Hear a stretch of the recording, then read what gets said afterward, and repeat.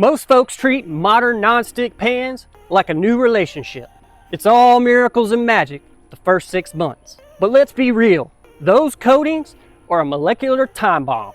While that fancy pan is busy off-gassing weird smells in your kitchen, your grandma's skillet is just getting warmed up.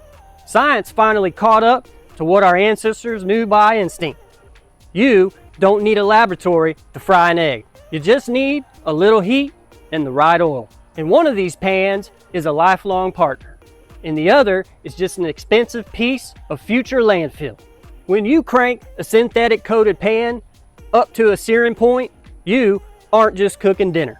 You're triggering a chemical identity crisis. Once you hit that 400 to 500 degree mark, those industrial polymers start breaking down. Think of it like a cheap retreaded tire on a hot East Texas highway. It looks fine while it's sitting in the driveway, but the second you put some heat and a little pressure to it, that rubber starts shredding and leaving junk all over the road.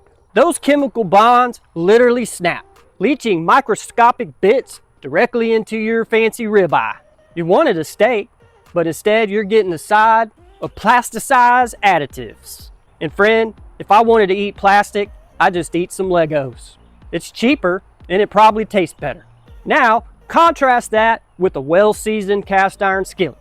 When you use a solid seasoning system, like my Team Blue can with Crisco, you aren't just putting oil in the pan. You're building armor. Instead of breaking down when things get hot, they actually get stronger with time. They cross-link, and that's just a fancy term of saying they bake themselves into the iron like they're becoming part of the family.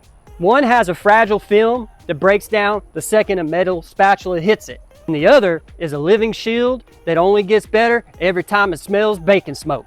Now, let's talk about a standard searing session. At 500 degrees, synthetic coatings go through thermal decomposition. And that's just a fancy way of saying your pan has got a little case of heat rot. It's literally sweating gas. You might not see those fumes, but the moment your kitchen starts smelling like a burnt hairdryer and your smoke alarm is screaming for mercy, you've already lost the battle. We're talking about forever chemicals, and they have no business on your dinner plate. Meanwhile, your seasoned iron is sitting there rock solid. The carbonized layer doesn't leach, it protects. It's time to stop trusting the guys in the white lab coats and start trusting the history written in the iron. If you're tired of pans that peel and coatings that fail, it's time, my friend, to come back to the truth.